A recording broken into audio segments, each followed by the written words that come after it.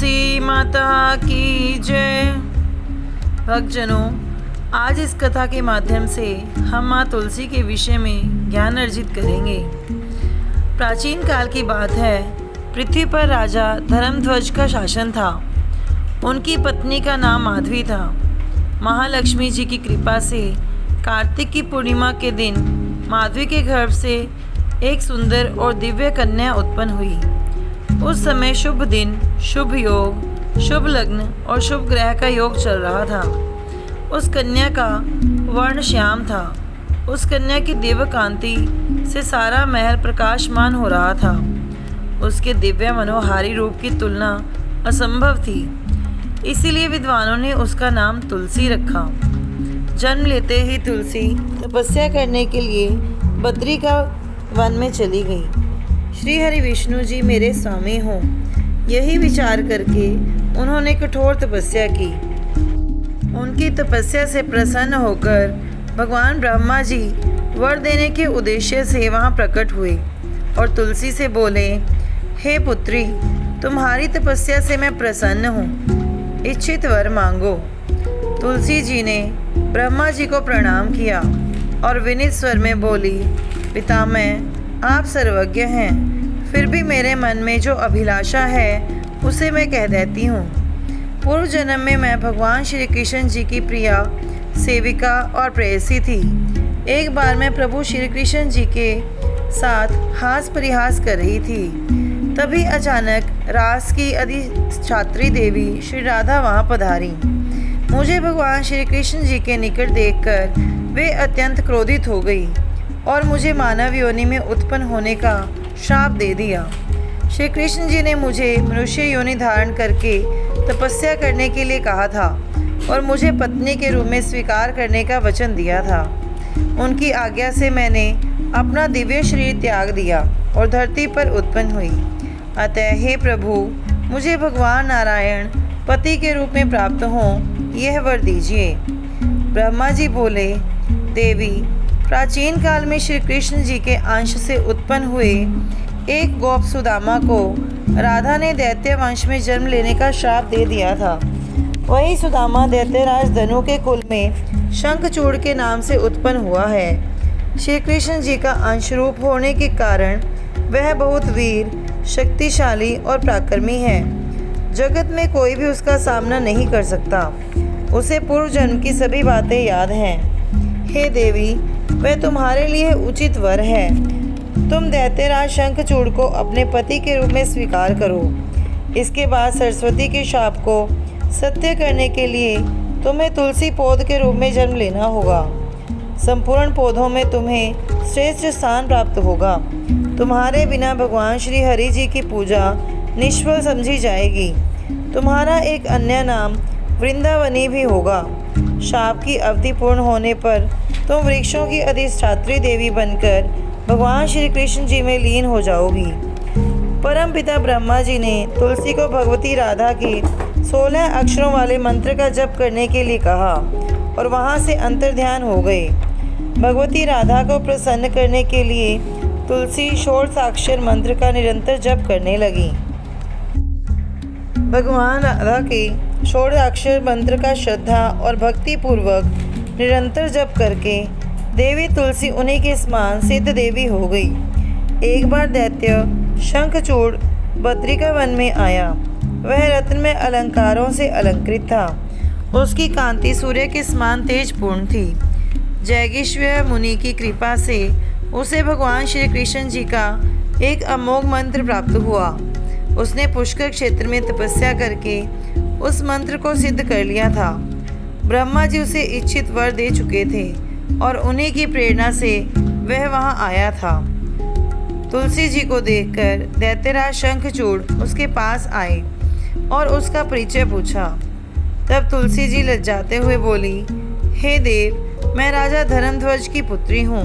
तपस्या के विचार से इस तपोवन में निवास कर रही हूँ। देव, साध्वी कन्या से इस प्रकार एकांत में वार्तालाप करना असामाजिक है, इसलिए कृपया आप यहाँ से लौट जाइए। तुलसी जी की ज्ञानपूर्ण बातें सुनकर शंखचूड़ बोला, साध्वी, तुम्हारा कथन पूर्णतः सत्य है। कुलीन पुरुष इस प्रकार एकांत में पर स्त्री से कुछ भी नहीं पूछते। किंतु हे देवी, इस समय मैं ब्रह्मा जी की आज्ञा से तुम्हारे पास आया हूँ और उन्हीं की आज्ञा से तुम्हें अपनी पत्नी बनाना चाहता हूँ। मैं धनु वंश में उत्पन्न दैत्य शंखचूड़ हूँ। देवी राधिका के शाप से मैं दानवेंद्र बना हूँ। भगवान श्री कृष्ण जी की कृपा से मुझे पूर्व जन्म की सारी बातें याद हैं। तुम भी पूर्व जन्म में श्री कृष्ण की गोपी तुलसी थी। तुम भी यह बात भली भांति जानती हो। तुलसी बोली, हे देव, मुझे सारी बातें ज्ञात हैं। आप जैसे श्रेष्ठ, ज्ञानवान और सद्विचार वाले पुरुष के समक्ष मैं परास्त हो गई। आप जो उचित समझें वह करने की आज्ञा दें। आपकी आज्ञा मुझे स्वीकार है। तभी वहाँ परमपिता ब्रह्मा जी प्रकट हुए और शंखचूड़ से बोले, वत्स शंखचूड़, जिस प्रकार तुम पुरुषों में श्रेष्ठ हो, उसी प्रकार ये साध्वी देवी स्त्रियों में रत्न के रूप में सुशोभित है।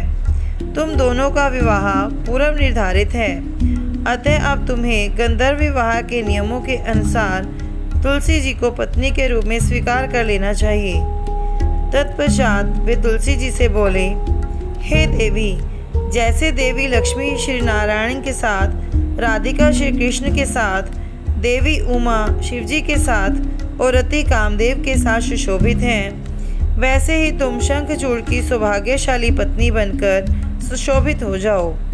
इसके बाद तुम पुनः गौलोक में भगवान श्री कृष्ण जी के पास चली जाओगी और शंखचूड़ भी इस शरीर का त्याग कर वैकुंठ में जाकर भगवान श्री विष्णु जी में लीन हो जाएगा।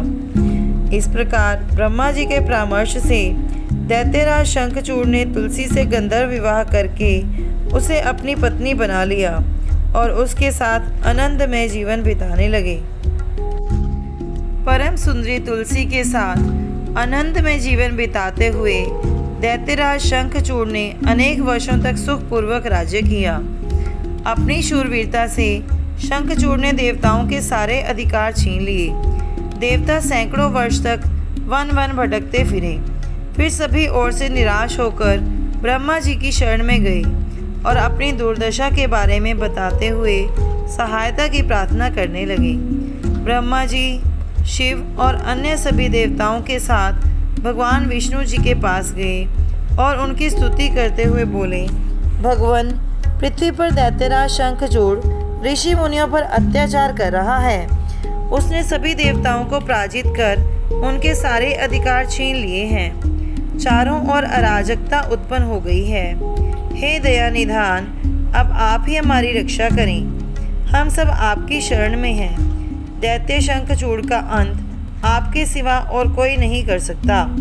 ब्रह्मा जी की करुण विनती सुनकर भगवान विष्णु बोले, ब्रह्मदेव, तेजस्वी दैत्य शंखचूड़ पूर्व जन्म में मेरे अंश से उत्पन्न सुदामा नामक एक गोप था। मुझ पर उसकी अटूट श्रद्धा थी। उसके दैत्य वंश में जन्म लेने के शाप की कथा परम पुण्यदायक है। तब ब्रह्मा जी हाथ जोड़कर विनम्रता पूर्वक बोले, प्रभु, हम भी उस पुण्यमय कथा को सुनना चाहते हैं। आप उस पुण्यकारी कथा को सुनाने की कृपा करें। भगवान विष्णु जी बोले, ब्रह्मदेव, प्राचीन काल में शंखचूड़ सुदामा नाम से प्रसिद्ध हमारा एक प्रिय गोप था। मेरे पार्षदों में वह प्रण था। एक बार उसकी किसी बात पर क्रोधित होकर भगवती राधा ने उसे दानव योनि में जन्म लेने का शाप दे दिया था। क्रोधवश देवी राधा ने शाप तो दे दिया, किंतु जब सुदामा मुझे प्रणाम करते रोता हुआ सभा भवन से बाहर जाने लगा, तब दयामयी राधा का क्रोध शांत हो गया। शाप की बात सोचकर उनकी आंखों में आंसू भर आए। उन्होंने दुखी सुदामा को रोक लिया। तब मैंने श्री राधा को समझाया और उन्हें धैर्य रखने के लिए कहा। इसके बाद मैंने सुदामा को आधे क्षण में ही दैत्य की योनि से मुक्त होकर पुनः गौलोक में जाने का वर प्रदान किया। हे देवताओं, गौलोक के आधे क्षण में ही भूमंडल पर सैकड़ों वर्ष बीत जाते हैं। इस प्रकार सब कुछ पूर्व निश्चित व्यवस्था के अनुसार ही हो रहा है। अब शंखचूड़ की मृत्यु का समय निकट आ गया है, किंतु शंखचूड़ को वर प्राप्त है कि उसके गले में सुशोभित भगवती का कवच और देवी तुलसी का सतीत्व सदैव उसकी रक्षा करेंगे।